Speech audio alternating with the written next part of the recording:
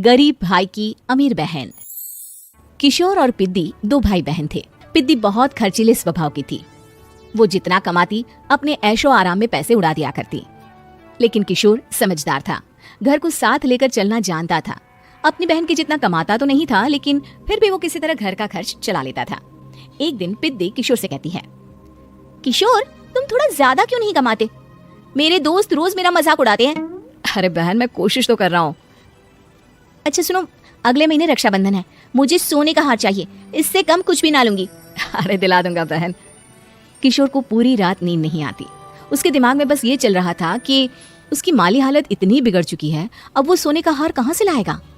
अगले दिन किशोर सुबह सुबह घर से ये बोलकर निकल गया कि पिद्दी, मैं गांव से बाहर जा रहा हूँ, कुछ दिन घर नहीं आऊंगा। किशोर ने अपने काम के साथ साथ फेरी में कपड़े बेचने भी शुरू कर दिए, जिससे वो ज्यादा से ज्यादा पैसे कमा सके। रात में वो एक बिल्डिंग की चौकीदारी भी करने लगा। अपने काम से थोड़ा बहुत समय निकालकर बस कुछ घंटे की नींद ले पाता था। और कब वो कुछ दिन एक महीने में बदल गए और रक्षाबंधन भी आ गया, पता ही नहीं चला। लेकिन किशोर अभी तक घर वापस नहीं लौटा। जहां वो काम करता था, पिद्दी के नाम का गुल्लक रखा हुआ था। किशोर ने उस गुल्लक को फोड़ा और सारे पैसे इकट्ठा करके एक सोने का हार खरीद लिया। घर में पिद्दी किशोर का इंतजार कर रही थी। तभी किशोर आता है। कहाँ चले गए थे? 4 दिन का कहा था और 1 महीने से पता नहीं कहाँ गायब हो गए थे। मैंने बस एक हार मांगा था और तुमने तो घर ही छोड़ दिया। अरे मुझे थोड़ा काम मिल गया था। कुछ नहीं, सब समझती हूँ, बहाने थे तुम्हारे। अपनी बहन के लिए इतना भी नहीं कर सकते, कैसे भाई हो? चलो यहाँ बैठो, राखी बांधती हूँ। पिद्दी ने किशोर को राखी बांधी। वैसे ही किशोर ने अपनी बहन के हाथ में सोने का हार रख दिया। उसकी खुशी का कोई ठिकाना नहीं था। वो मिठाई खिलाए बिना ही नेकलेस लेकर चली गई और शीशे के सामने अपने गले में हार रखकर देखने लगी। किशोर ने लड्डू उठाया और खुद ही खा लिया। ऐसे कई साल गुजर गए। एक दिन पिद्दी की नौकरी छूट गई। अब वो पूरी तरह किशोर पर डिपेंड हो गई थी। आए दिन किशोर को अपने महंगे महंगे शौक गिनाकर उससे पैसे मांगा करती थी। किशोर कुछ पैसे देना, मुझे पार्लर जाना है। किशोर बिना कुछ बोले उसे पैसे दे देता। ये क्या, 500? अरे इतने में तो मुझे पार्लर में एंट्री मिलेगी बस। अच्छा देता हूँ ना ज्यादा। अरे कैसे भाई हो, अपनी बहन के लिए इतना भी नहीं कर सकते।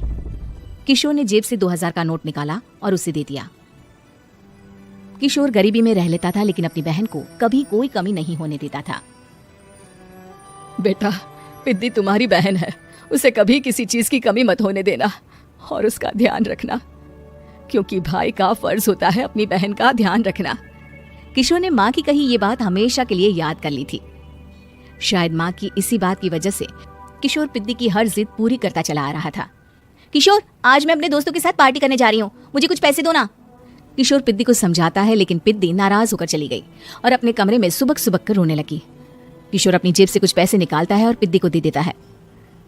किशोर खुद कभी अच्छे कपड़े नहीं पहनता, लेकिन पिद्दी को राजकुमारी की तरह रखता। पिद्दी के जाने के बाद किशोर अपने काम पर निकल गया। एक तरफ पिद्दी अपने दोस्तों के साथ मस्ती कर रही थी, तो वहीं दूसरी तरफ किशोर पैसे कमाने के लिए कड़ी मेहनत कर रहा था। कुछ और दिन ऐसे ही बीत गए। एक दिन पिद्दी एक लड़के को लेकर घर आई और उसे किशोर से मिलवाया। किशोर, मुझे इस लड़के से शादी करनी है, लेकिन इनके मम्मी पापा बोल रहे हैं कि उनको दहेज में एक कार चाहिए, तभी वो मेरा और पंकज का रिश्ता कबूल करेंगे।